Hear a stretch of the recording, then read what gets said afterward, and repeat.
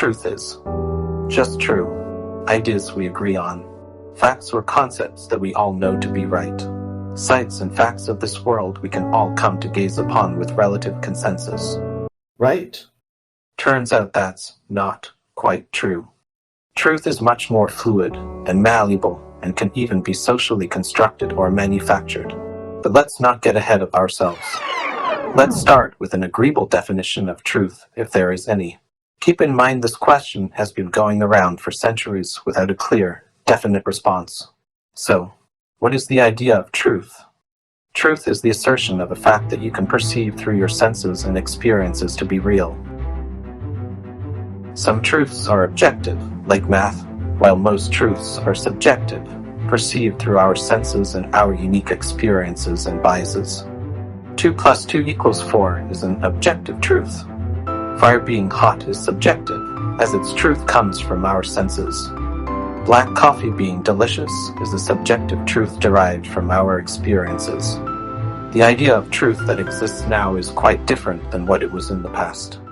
For 3,000 years, bloodletting was the ultimate medical treatment. Witches were real and deserved to be burned to death. People believed the world was flat and you could fall off the edge if you weren't careful. In the 1950s, smoking was considered healthy, to the point of seeing ads that assured that more doctors smoked Camels than any other cigarette. To be fair, dentists recommended Viceroys. And now, on a lighter note, there is still an ongoing debate about whether eggs are good or bad for you. It seems people believed all kinds of different truths that we no longer hold true. How does this happen? How does something become a truth? And how does it stop being one? Truth-seeking wasn't always the primary goal of journalists. The penny press, rising in the 1830s, democratized access to news. But as journalists and press critics Bill Kovach and Tom Rosenstiel explain in their book, The Elements of Truth, the first newspapers were a mix of essays and facts, of gossip, current affairs, and crime.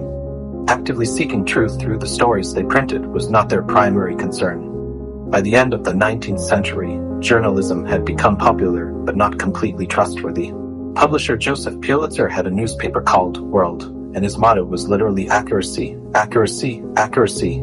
By the beginning of the 20th century, journalists and scholars started to accept that truth and accuracy were not the same thing. As Kovach and Rosenstiel explain, this idea even led to the debate of how truthful the news could be. But what do we, as an audience, need from the news?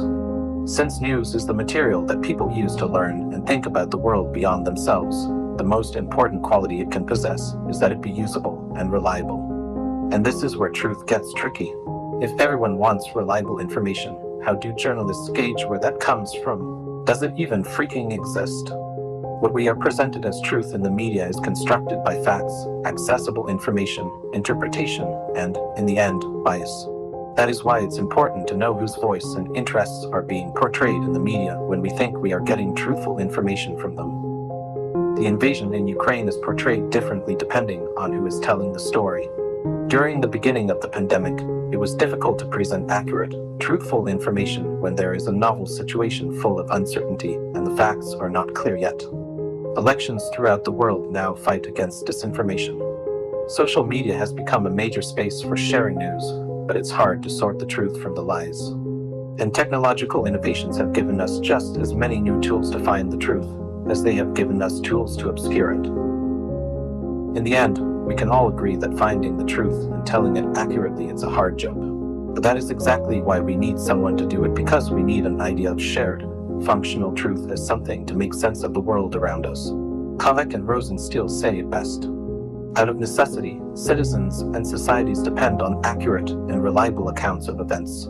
They develop procedures and processes to arrive at what might be called functional truth. But let's never forget the impermanence of truth. The idea that something we see as true today may not stand the test of time. This goes for every type of source, fact, stimulus, and reality that we come across. For example, this video includes many images generated by artificial intelligence, which you could say are not real or true, and you may think you are hearing all this talk about truth from a person. Or, are you? Actually, it turns out I'm a clone of a person's voice generated through artificial intelligence. So if you thought you were hearing someone, think again. who is delivering this truth explainer to you. Enjoy your own quest for truth.